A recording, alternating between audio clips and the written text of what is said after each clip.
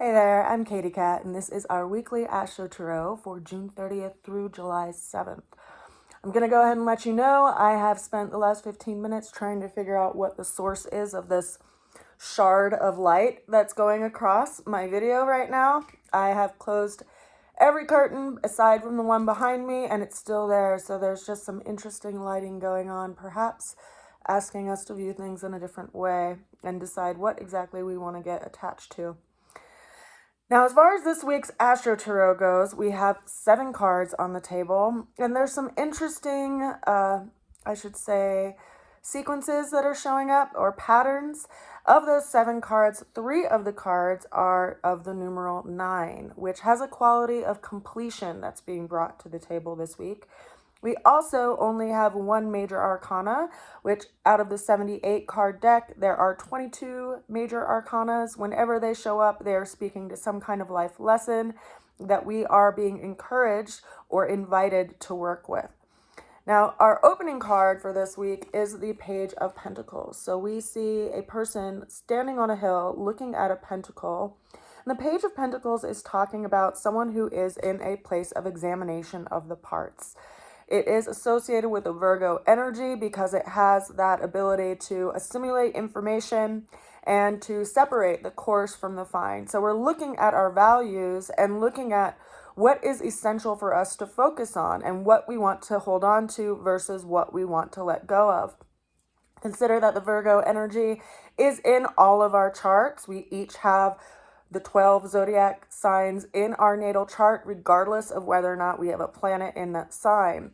There's a natal chart wheel. Each of those pieces of the pie represents a different zodiac sign and a different area of our lives. So even though you may not have a planet in the sign of Virgo, you still have a house in the sign of Virgo, which is speaking to what this energy is asking us to look at, which is, how do we engage with our daily routine? What does self-preservation look like? What does our health situation look like? And what is interesting to me about this particular energy is that we have the planet of Mercury, which is going to be going into retrograde later in the month of July. It will be dipping into the sign of Virgo and then regressing back into the sign of Leo. So we're about to enter into what they call the shadow period, which is where Mercury is crossing over the area that it's going to be coming back to revisit in its retrograde. So this is asking us to take a closer look at our lives and our daily routines and where we put our energy and efforts and what is actually something that we want to hold on to that's important to us and what we need to let go of so that we can have our hand open to that which we want to invite and welcome into our lives. When Mercury is going through that retrograde period, it's asking us to slow down. It's asking us to take a closer look at things, think things over, look at our contracts, look at our conversations, and really just slow down, because Mercury is the fastest moving planet in our celestial sky, and it tends to move quickly. It tends to govern communications. It governs short-range travel. It governs the way we see and look at things and our elementary education, so what we know and what we've learned in our daily experience. So as we're invited into this, we have to figure out what ultimately we've been looking at that has been detrimental to our well-being, and also what patterns of behavior we have been engaging with that are also detrimental to our being. Now, the challenge that we are looking at this week is the 7 of Swords. So we see a person who's walking away from an encampment carrying 5 swords in their hand. Behind them, they're leaving a tent city and a group of people that are in the background that have, a campfire going. There's 2 other swords that are holding open the flaps of the tent in the closest foreground of the image, but this person is walking away. So this showing up as a challenging card could be speaking to some kind of interaction that you've had with a group. And, it's interesting because the Virgo energy of the Page of Pentacles is looking at which groups we belong to and which groups we identify with. And we see in this challenging position someone who's walking away from a group, and perhaps they're walking away from a group that is is not in alignment with who they are. It can also be speaking to energetics of slander, or, people who have questionable character, people who are not true to heart, and that could be posing a challenge for us. It's always tricky because people have this tendency to say, and it is true, our being attracts our life, and that when we are faced with situations that don't honor us, it's actually a gift because it frees us from being surrounded by people who aren't true to heart, people that we would have a sense of faith or friendship with that aren't honorable in who they are. And this can pose a challenge, especially when we're walking away from something that could feel familiar or feel like it was something that we wanted to belong to. But this is someone who's learning through their experiences. They're gathering information and they're deciding what ultimately they want to carry with them on their path forward. Now, the way that we're going to get through the challenge showed up as our first 9 card. We see the 9 of Swords. And in this card, we see a person who's sitting up in their bed. There's 9 swords in the background with a full moon behind them. And there is this kind of sleeplessness that's happening, and this completion ultimately around how we see things or how we think about things, because swords are associated with communication, they're associated with conversations, they're associated with the mind and the element of air. Now, it's also kind of speaking to some kind of sense of imprisonment we have in the mind because of the way that we're thinking about things or the way that we're looking at things. But because it is a 9, it's asking us to revisit whether or not those thoughts are true and whether or not they are serving us and serving our well-being. I don't know about you, but when I can get I have a Virgo rising, right? So I am ruled by the planet of Mercury. And my thoughts and kind of self-criticalness can sometimes cause me a lot of anxiety. And it's important to consider that where we put our mind can either give us a sense of freedom or give us a sense of imprisonment. And so we may be revisiting this. We may be looking at this and deciding what it is that we are done with, what we're complete with, what we've learned and gathered that ultimately we need to let go of. Because whenever we reach the quality of a number 9, we have this invitation to either move forward into a place of crystallization, which would be the number 10, or to let go of some of those swords and go back ultimately and ideally to the Ace of Swords, which is a sense of clarity. So what is it that's become so complex in your mind that is stealing your energy and stealing your attention and possibly even stealing your ability to rest? We are looking at that and having to acknowledge it so that we can actually hopefully let go of it and move closer to that Ace of Swords. Now, the ultimate outcome showed up with another number 9 card, which is the 9 of Cups. Here we're in the element of water and the area of our lives of the emotions and of the relationships. So there's some kind of completion around that. Perhaps we've been, living in the past and connected to the past, and that's been part of that turmoil that we've been kind of having to navigate through. But this is a place of nostalgia and also ultimately recognizing what it is that was fruitful and was nourishing to our being, and also what we're done with, what we need to have some sense of clarity around in the realm of emotions, and where we have been vulnerable by that place of kind of being stuck in the past. That was followed and further clarified by the 5 of Wands. Now, in the 5 of Wands card, we see 5 people, each with a wand, and they could be looked at as if they're in a place of combat, or they could be looked at as if they're in a way of being challenged and learning some kind of skill set in regard to whether or not they want to engage or not. It's called conflict or cooperation. So how do you engage your will? How do you allow others to engage your will? Because it's when people can put us in a place of conflict that they steal our ability to put our energy and effort towards that which we want to pursue in our life, right? The Ace of Wands is the concept of a new idea, of some enterprise, of some new beginning. And when people engage us with their fighting spirit, it can steal our energy from being able to be placed toward that which we have the inspiration to move toward. So ultimately, it's asking you, what is it in life that's showing you some sort of conflict? And also, what in your life is showing you some way of cooperation?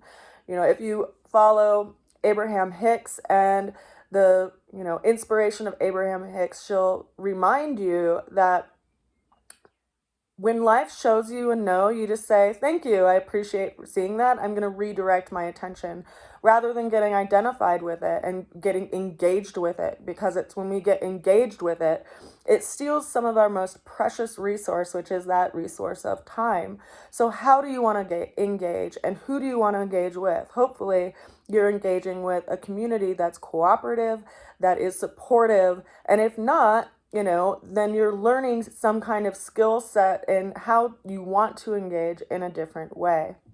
It also always reminds me of the energy of capoeira, which is a Brazilian kind of fighting dance where you use, when someone's basically coming at you combatively, you use their energy to get yourself in a better position so you can kind of embrace that energy to give yourself a new skill set. In that way, challenges in life can show us what we're truly capable of, and they can also show us who is in our court, right? Who is on our side, who is wanting to support us and is encouraging us through life, versus those who are, possibly just not true of heart characters who are just ultimately trying to steal our will. Now, we have 2 more cards on the table for this week, and the next one is our major arcana of the Justice card. The Justice card is a card of relationship. It often speaks to the energy of Libra, which is why it's associated with relationship. It's a cardinal earth sign. And it's also kind of referencing the energies of Venus, because Venus is the planet that governs Venus is the planet that governs the sign of Libra. And so it invited me to take a look at where Venus is right now. Venus is actually going to be in a trine relationship with Saturn in the next couple of days. Saturn just moved into retrograde today at 19 degrees of Pisces. And it will be in the movement of being seen as retrograde through the middle of November. So wherever you have Pisces in your chart, whichever area of life you have Pisces, something is slowing down and asking you to take a closer look at your sense of responsibility and ultimately see what is working and what isn't working so that you can engage with life in a new way. Saturn is the planet of responsibility. It's the planet of limitation. And so when it's slowing things down, it's asking us to have a different pace in how we move about things. It being in trine with Venus right now is an interesting energetic, because in some ways it's engaging that sense of relationship with us. And Venus right now is in the sign of Cancer. So Cancer overall governs the home, the family, and having Venus there is bringing some kind of sweetness to that. And so if there is some challenge in your life, consider that it's actually opening up a different door for you, because the door that you've been in isn't ultimately healthy for where you're at. It's also bringing up this sense of commitment. And so it could be bringing in some new commitments in your life and forcing you to let go of some old commitments that weren't for the better good of your becoming. What's also interesting to me in regard to this placement of Venus currently being in trine relationship with Saturn is that we are also going to have a new moon here in a couple of days on the 5th of July. And new moons are, when the sky is dark, because you can't see any reflection of the light of the moon out in the evening because it's in alignment with the sun. And when it grows or waxes to being a full moon later this month, it will actually be a blue moon. It'll be the second moon in a row that is in the sign of Capricorn, which is seen as a blue moon. And we're going to have that later on in the month of July. We'll also have the Moon first in trine with Saturn, and then we'll also have the Sun also trine with Saturn. And whenever things are in trine relationship, they're in a 90-degree relationship, which is bringing some kind of ease to a situation. So while things may feel kind of combative and hard right now, it's asking you what you want to let go of so that you can have more ease and more alignment ultimately in your life. It's also asking you to weigh things carefully. We see that the queen in this card is holding on to scales of justice. She's measuring a situation, she's finding balance in a situation, and she's ultimately aligning with something and getting guidance from something divine, because we see that the sword that's in her hand has this flame at its tip. So there is some kind of invitation that we're being asked to engage with to bring ourselves into a better sense of balance in our lives. Now, the last card that we have for this week is another number 9 card. It is the 9 of Wands. And in this card, we see a person who looks a little bit beat up in the foreground. They're holding on to one wand and their clothing looks a bit scuffed up. They have a bandage wrapped around their head. And in the background, there's these 8 other swords that are upright behind them, and they are looking over their shoulder at those 8. Did I say swords? I meant wands. If I said swords. There's these 8 wands behind them that they're looking over their shoulder as if, to kind of look back at the past. And we see someone here who is, learning from past mistakes, learning from past experiences. And they're also kind of pulling themselves to the side and reserving their energy. This isn't a number 9, as I had mentioned before, which is referencing some kind of completion around something that we don't want to engage with anymore. Something that we realize, every time we do this one thing, something bad happens, or, they look pretty beat up. So they look like they've kind of been going through some bad experience or some outcome of an experience that they are feeling a little bruised by, whether it's mentally or emotionally or physically or otherwise. And so what is it asking you to look at by way of where you engage in life that you are being asked to learn from? And, what they say is, insanity is repeating the same thing and expecting a different outcome. So what do we need to have some kind of sobriety with so that we can have a sense of completion around something that we've been engaging with, which ultimately is just, putting us through the turn wheel, is ultimately like hurting us physically or emotionally or even spiritually in some way. Which is why I ask you, what is it in life that you're looking at right now that has you perhaps up at night kind of thinking about, and has you emotionally reminiscing and having some kind of nostalgia about, and ultimately is reminding you like how you got hurt in the process, and do you want to engage with that again? Is it ultimately in your best light to continue to engage with that or to let go?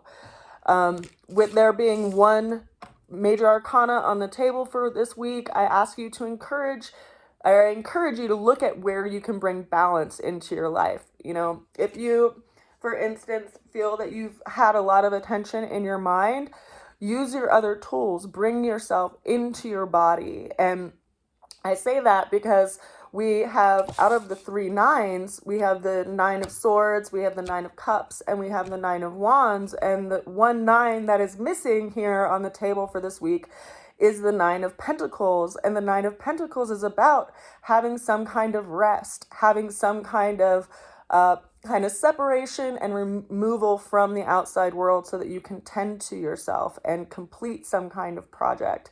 And so with that being the one card that seems to be missing out of that suit, for instance, or that 4 set of cards, I think that's what we need to look at in our lives, like where we feel a sense of value and where we need to be putting our attention to in our body. So what does that mean? How well we're taking care of the body by way of physical exercise, or just, are you going on walks? Are you eating good food? How are you tending to the body? Because when we put too much energy in the mind, we can be trapped in it. When we put too much energy in the emotions, we can get churned around emotionally as if we're in the undertow of a river. And if we put too much energy in our will, then we can have a sense that, we're just going to be doaholic in life. We're going to just be doing so much that we kind of run ourselves into the dirt. And so I feel like a lot of the energy of what we're being asked to look at, again, speaks to this opening card here of the Page of Pentacles, which is examining our parts, examining how certain situations might get us to sacrifice part of ourselves and whether or not that's in alignment with where we're going. Like if you can examine a situation that was hurtful and learn from that experience, then perhaps we can also learn how we can place our energy and efforts in a place that's actually bringing balance to our lives rather than putting our energy and effort towards something that is ultimately defeating and asking us to sacrifice who we are. So I feel like we do have some powerful cards on the table for this week. We have some interesting things happening in the astrological sky too, because we are starting a period of retrogrades here coming up. Let's see. Oh, I'm not going to stand up because my dress is a little short. But we have Saturn, as I said, that just went into retrograde today. We have Mercury that is going to be going into retrograde. We have Uranus, which is going to be going into retrograde. And we also have Pluto that is in retrograde. So we have several planets in the astrological sky that are asking us to be in a place of review. And when you're in that place of review, try not to beat yourself up over it, but have some kind of separation from it and observation in regard to how different experiences in life engage you in different ways. And if you can take a sober look at your life and at your own behaviors and witness, what in your life that you do by way of habit are actually self-sabotaging, and what areas in your life perhaps you need to put more energy and effort to that you want to grow towards so that you can actually move towards these goals in your life that other people are stealing the energy away from, then we can redirect ourselves.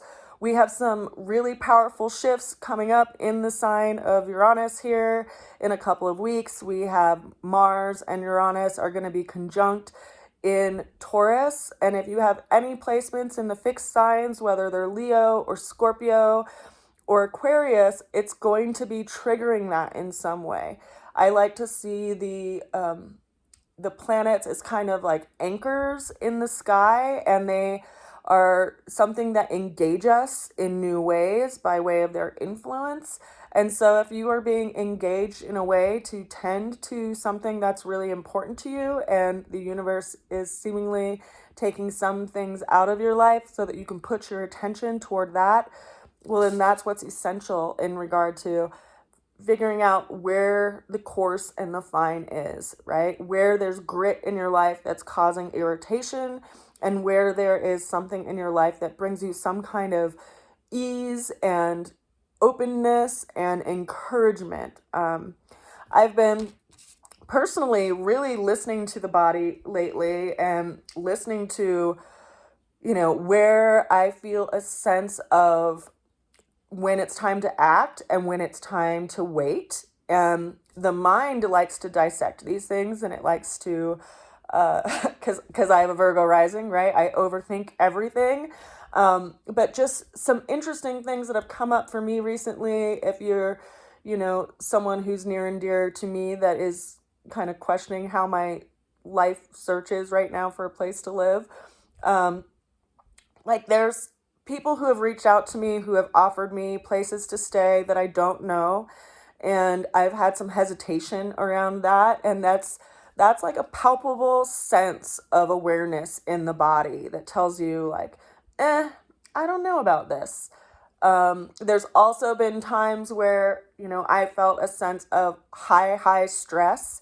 And that was a lot of, the energy of this Nine of Swords and the energy of the Nine of of Cups in this stirring of the wind and the water, of the emotions and the mind, and like fear and worry. And yet I have to look back at my life and see that whenever there's been big upsets, whether it's been, of a job nature or a relationship nature, like something that was out of my control, it ultimately was closing one door to open another. And I didn't need to necessarily feed it with worry or stress. I just needed to trust in the process and have faith that it was taking some things out of my life to bring in something new. And it's interesting, right, that life will kind of force us down some roads by forcing us away from other roads, and that we need to have faith in that process. We need to listen to our body and listen to how we can make everything in alignment and know when to engage different tools, especially when we feel like one tool might be running away with us, so to speak. So I'm spending a lot more time in meditation and doing sittings and taking walks outside, because that's where I find my peace, and that's where I find my inspiration is in being in nature. And that's ultimately where I figure out how to relax as well, because nature has a beautiful way of getting us out of our mind. I saw a bald eagle the other day when I was on a walk with a friend. I see hummingbirds. I see hawks. Yesterday, my dog barked for me to go outside and look at a rainbow. And nature can do that. It can take us outside of ourselves and allow us to have some sense of freedom when, the parameters of life in the world kind of put pressures on us. So I encourage you to get outside. I encourage you to meditate, and have faith ultimately in the process. I send a good wish to you. I send you a lot of love. I'm going to be vending at a festival at the end of this coming week, over the weekend, called Cherry Days, hence the dress.